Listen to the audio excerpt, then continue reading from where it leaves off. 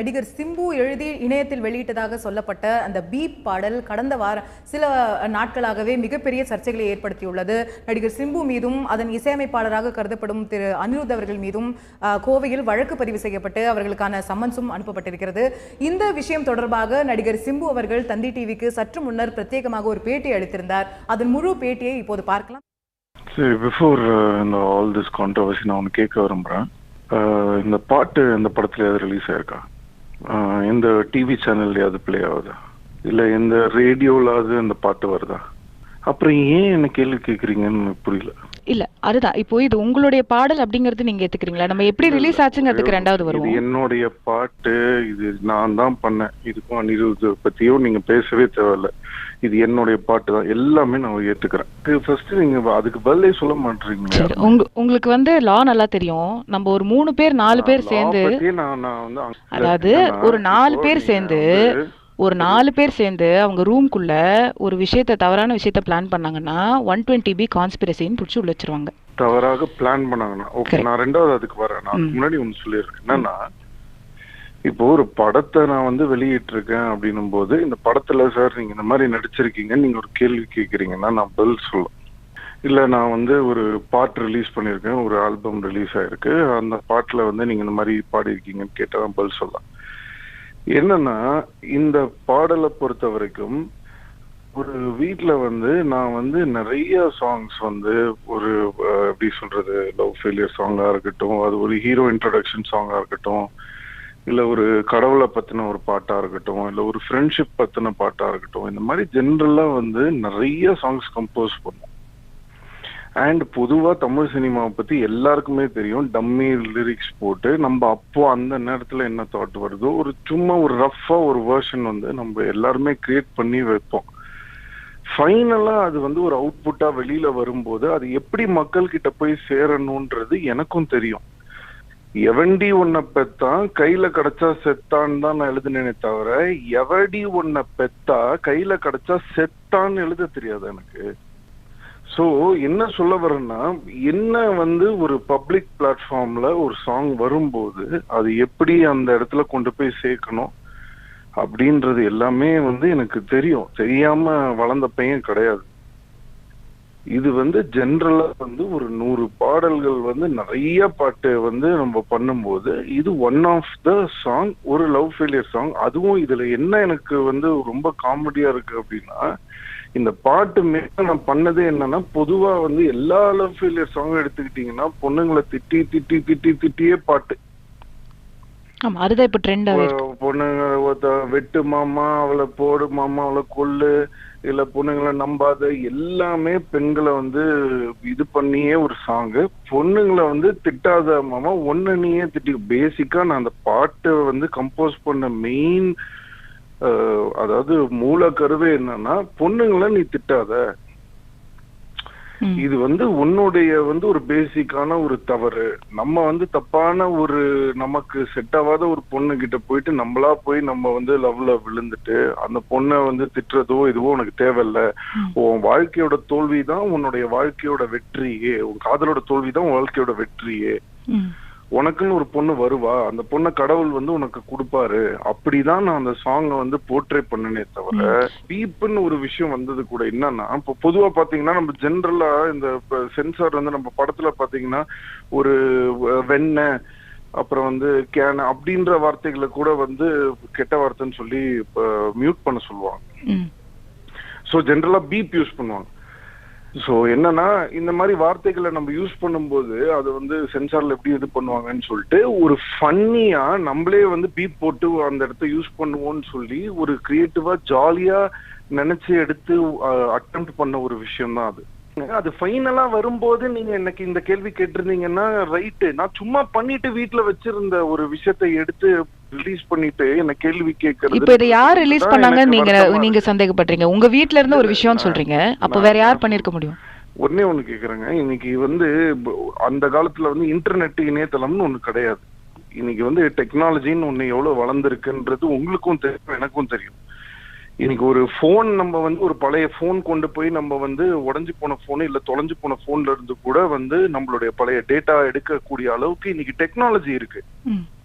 அதாவது என்ன டெக்னாலஜி இருக்கு இன்னைக்கு, என்ன நம்ம நடைமுறையில என்ன விதமான ஒரு இதுல இருக்கும் தெரியாம எல்லாரும் வந்து இது இல்ல ஒரு பாசிபிலிட்டின்னு ஒண்ணு இருக்கணும் இல்லையா? உங்களோட வீட்ல உங்க பர்சனல் சிஸ்டம்ல ஒரு விஷயம் இருந்ததுன்னா அது எப்படி சொல்லல? அதுதான் சொல்றேன். இப்போ நாளைக்கு இப்போ எனக்கு 2 நிமிஷம் ஆகுமா? இப்போ உங்களுடைய இதை கண்டுபிடிச்சு இப்போ உங்களுடைய பேர் நீங்க யார் என்னன்னு கண்டுபிடிச்சு நாளைக்கு நான் உங்க வீட்டுல நீங்க என்ன பண்றீங்கன்றத நான் வித்தின் ஒரு 3 daysல நான் உங்களுக்கு எடுத்து காட்டுறேன். நீங்க நம்புவீங்களா?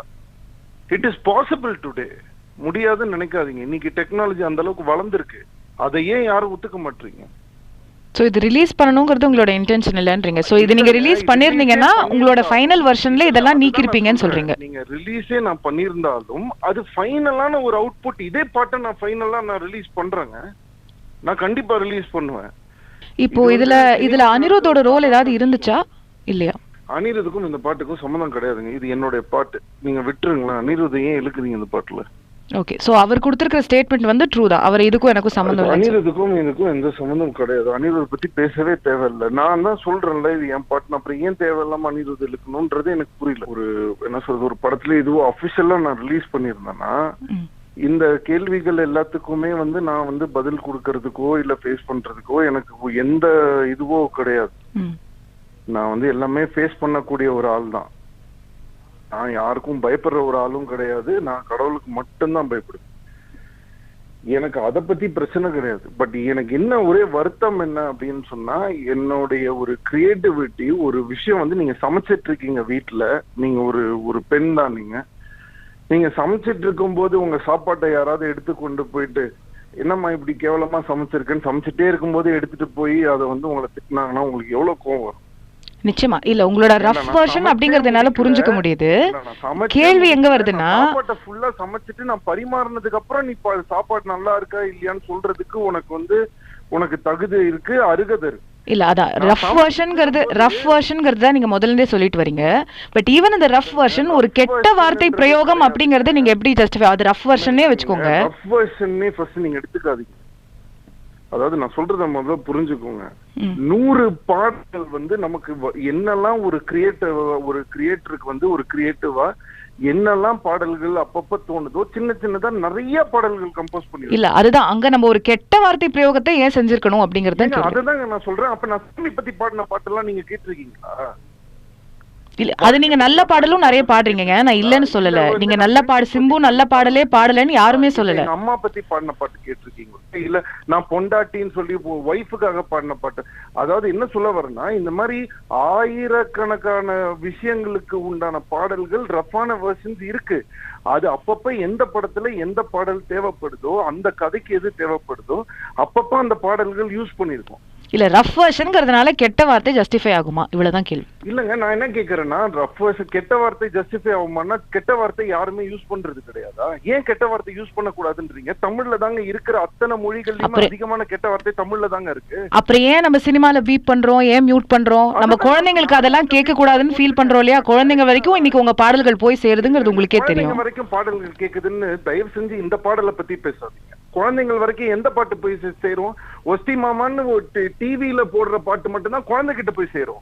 இல்ல நான் என்ன கேக்குறேன், ஒரு கிரியேட்டரா ஒரு விஷயத்தை நம்ம உருவாக்கும் போது நம்ம எந்த வார்த்தைகள் போடுறோம் அப்படிங்கிறது கிடையாது. நீங்க வந்து ட்விஸ்ட் பண்ணி இது பண்ணாதீங்க. இப்போ நீங்க குழந்தைங்க கிட்ட போய் சேரும்ன்றீங்க.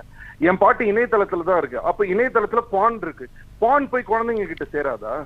அதே இணையதளத்துல பான் இருக்கு. அப்ப அந்த குழந்தையால போய் பான் பார்க்க முடியாதா? நிச்சயமா. ஓகே, ஏத்துக்கிறேன். பாட்டு மட்டும் குழந்தை கேட்கும், பான் மட்டும் குழந்தை பார்க்காதா? என்னங்க இது நியாயம்? இந்த பாடல் வந்து இல்ல, இது வந்து பீப் பாட்டோ இல்ல இந்த பாட்டுல நான் சொன்ன நல்ல கருத்தோ, ஆம்பளைங்களுக்கு வந்து எல்லாம் வந்து லவ் ஃபெயிலியர்ல போய் தூக்குல தொங்குறான், இல்ல ஒரு பொண்ணு மூஞ்சில போய் ஆசிட ஊத்துறான், ஒரு பாட்டுல வந்து வெற்றாவல குத்துறாவலன்றான். அதுக்கெல்லாம் யாரும் கேள்வி கேட்கல. நான் வந்து தம் அடிக்காத, தண்ணி அடிக்காத, இந்த மாதிரி நாசமா போவாத, பொண்ணுங்களை வந்து தேவையில்லாம திட்டாத, உன்னுடைய தவறுக்காக எதுக்காக நீ இப்படி பண்ற, உனக்குன்னு ஒரு பொண்ணு வருவான்னு சொல்லி ஒரு நல்ல விஷயத்த சொல்லியிருக்கேன். நான் பொண்ணுங்களுக்கு சப்போர்ட் பண்ணி எழுதுனேங்க இந்த பாட்டை. எனக்கு உண்மையிலேயே வந்து ரொம்ப கஷ்டமா இருக்கு. எனக்கு வந்து எல்லாரும் சொல்றாங்க பொண்ணுங்களுக்கு அகைன்ஸ்ட். எனக்கு அதிகமான ஃபேன்ஸே பொண்ணுங்க தாங்க. இத டோட்டலாவே ட்விஸ்ட் பண்ணி விட்டு சிம்புன்ற ஒரு தனிப்பட்ட மனிதனை வந்து டார்கெட் பண்ணி அவரை வந்து இது பண்ண எனக்கு வந்து பிரச்சனையே கிடையாதுங்க. இப்பவும் நான் சொல்றேன், இவ்வளவும் பண்ணிருக்காங்க, என்னை வந்து அவ்வளோ வந்து இழிவுபடுத்திருக்காங்க.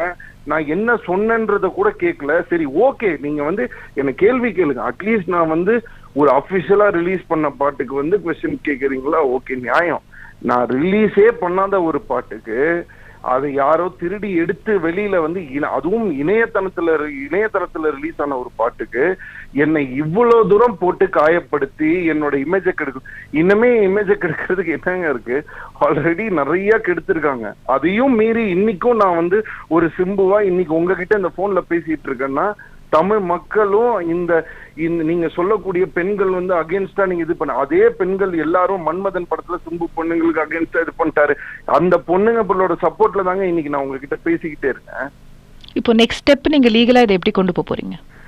அதாவது நான் தான் ஒரே ஒரு விஷயம் சொல்லிட்டேன். இது என்னன்னா, இப்போ ஒரு என்னென்னமோ வந்து நாட்டுல வந்து விஷயங்கள் வந்து நடந்துட்டு இருக்கும்போது எனக்கு வந்து பேசிக்கா வந்து இந்த லா இந்த விஷயங்கள் இதெல்லாம் வந்து எனக்கு தெரியாதுங்க. எனக்கு தெரிஞ்சது வெறும் சினிமா மட்டும்தான். இல்ல whether you like it or not, இப்போ அது ஒரு கேஸ்ங்கற விஷயத்துல வந்துருச்சு. நீங்க என்ன சுத்தி இருக்கிறவங்க என்னுடைய நலம் விரும்பிகள், என்னுடைய ஃபேமிலி, எங்க அப்பா, எங்களோட அம்மா, எனக்கு உண்ட லாயர்ஸ், எனக்கு உண்டான people, அவங்க தான் they are taking care of this law. இந்த விஷயம் எல்லாமே அவங்க பாத்துக்கறாங்க. ஓகே, சோ இத லீகலா நீங்க ஃபேஸ் பண்ணுவீங்க. இப்பவும் நான் சொல்றேன், நான் தப்பு பண்ணேன்னா ஆளா நான் வந்து மன்னிப்பு கேட்பேங்க. நான் ஓடி போற ஒரு ஆளோ யாருக்கும் பயப்படுற ஒரு ஆளோ நான் கிடையவே கிடையாது. நான் தப்பு பண்ணியிருந்தேன்னா ஆமாங்க நான் தப்பு பண்ணிட்டேங்க, என்ன மன்னிச்சிருங்கன்னு சொல்லுவேன் நான். இல்ல இப்போ உங்களுக்கு போலீஸ்ல இருந்து ஒரு சம்மன்ஸ் இருக்கு, அதை ஆன்சர் பண்ண போறீங்களா? ஸ்டேஷனுக்கு போக போறீங்களா? நான் எல்லாத்துக்குமே நான் ரெடியா தாங்க இருக்கேன். அவங்க வந்து அதை ப்ரொஃபஷனலா ஒரு லாயர்ஸ் வச்சு ஒரு லா பிரகாரம் என்ன செய்யணுமோ அதுக்கு உண்டான விஷயங்களை வந்து அவங்க செஞ்சுட்டு இருக்காங்க. அவ்வளவுதான். இந்த ஒரு விஷயத்துல உங்களோட ஃபேமிலியோட சப்போர்ட் உங்களுக்கு எந்த அளவுக்கு இருந்திருக்கு? அப்பாவோட சப்போர்ட் எந்த அளவுக்கு இருந்திருக்கு?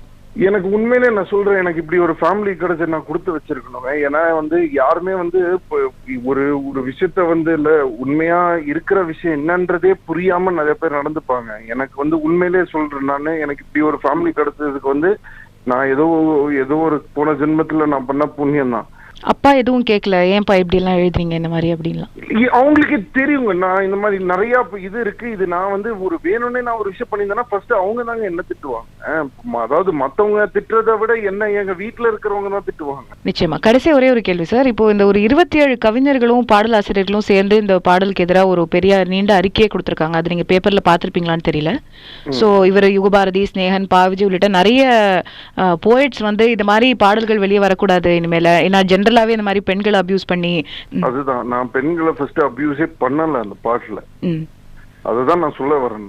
அவங்களுடைய எல்லா கருத்தையும் வந்து நான் மதிக்கிறேன். அது அவங்களுடைய தனிப்பட்ட விருப்பம், அவங்க இது பண்ணலாம். ஆனா எனக்கு அவங்க கிட்ட நான் கேட்க வேண்டிய ஒரே கேள்வி என்னன்னா, இது எந்த படத்திலையும் எந்த ரேடியோலையும் அபிஷியலா வராத ஒரு பட்சத்துல ஒரு தனிப்பட்ட ஒரு மனிதனுடைய அவனுடைய ஒரு கலையை வந்து எப்படி நீங்க வந்து வெளியில வந்து ஒரு அபிஷியலா வராம வந்து அதை விமர்சனம் பண்றது எந்த விதத்துல நியாயம்ன்றதுதான் என்னுடைய ஒரே கேள்வியை தவிர, அந்த பாடலை பத்தியோ இல்ல அதை பத்தி அவங்க சொல்ற கருத்தை பத்தியோ எனக்கு எந்த தப்புமே கவலையும் எனக்கு இல்லை. இல்ல, கடந்த வாரம் திரு பாவிஜய் அவர்கள் நம்ம சேனலுக்கு ஒரு பேட்டி அளிச்சிருந்தாரு. அதுல அவர் பகிரங்கமாவே சொன்னாரு, இந்த மாதிரி இது திருடினதெல்லாம் இல்ல, அவங்க வேணும்னே பப்ளிசிட்டிக்காக ரிலீஸ் பண்ணிருக்காங்க அப்படின்னு அவர் ஒரு குற்றச்சாட்டு. ஓகே, உங்க பாயிண்ட் ஆஃப் வியூவை வச்சுப்போம். பப்ளிசிட்டிக்காக ரிலீஸ் பண்ணணும்னு சொல்றாங்களே, யாராவது பப்ளிசிட்டிக்காக ஒரு இந்த வெள்ளத்துல அடிச்சு அவ்வளவு கஷ்டப்பட்டு ஜனங்க மக்கள் இருக்கிற ஒரு சிச்சுவேஷன்ல யாராவது பப்ளிசிட்டிக்காக பண்ணுவாங்களா? என் வீட்டுல நீங்க பாத்திருக்கீங்களா, என்னால வெளியில கூட வர முடியல. என் வீடு ஃபுல்லா தண்ணி இதுவாகி எனக்கு இன்டர்நெட் இல்லாம எனக்கு போன் இல்லாம நான் அவ்வளவு கஷ்டப்பட்டு அதுலயும் மக்களுக்கு எனக்கு இவங்களுக்கு எப்படி ஹெல்ப் பண்றது, நான் மொட்டமால நின்று அத்தனை போன் கால் அட்டன் பண்ணி அவ்வளவு பேருக்கு ஹெல்ப் பண்ணிருக்கேன். இந்த மாதிரி ஒரு சிச்சுவேஷன்ல போய் பப்ளிசிட்டிக்காக நான் பண்ணுவேனாங்க? இன்னொன்னு சிலம்பரசன் என்னங்க தமிழ்நாட்டுல யாருக்குமே தெரியாதாங்க.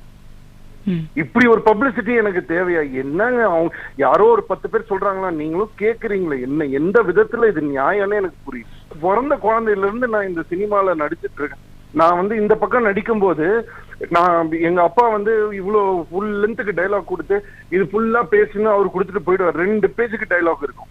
இந்த பக்கம் எங்க அம்மா கூப்பிட்டு இந்த பக்கம் படி, இந்த எக்ஸாமுக்கு படிக்கணும்னு சொல்லிட்டு இந்த பக்கம் டீச்சரை வச்சு அவங்க இந்த பக்கம் ஒரு ஃபுல் புக்கை கொடுத்து படிக்க சொல்லுவாங்க. இந்த பக்கம் எக்ஸாமுக்கு படிச்சிருக்கேன், அந்த பக்கம் அப்பா சொல்லி கொடுத்த டைலாக் படிச்சு நடிச்சவங்க சிலம்பரசன். நானு அவ்வளவு கஷ்டப்பட்டு வளர்ந்து பிறந்து வந்த பையன். நானு 30 வருஷமா இந்த சினிமால இருந்திருக்கேன். இன்னைக்கு ஒரு பாட்டு நான் அபிஷியலா கூட ரிலீஸ் பண்ணாம யாரோ திருடி எடுத்து, அதுவும் ரப்பா நான் அவ்வளவு எக்ஸ்பிளனேஷன் கொடுத்துட்டேன், எடுத்து போட்டிருக்காங்கன்னு சொல்றேன். அதை மீறி வந்து என்ன வந்து என் உருவ பொம்மை எரிக்கிறீங்க, என்ன இது பண்றீங்க, அப்படி என்னங்க தவறு செஞ்சுட்டேன் நானு?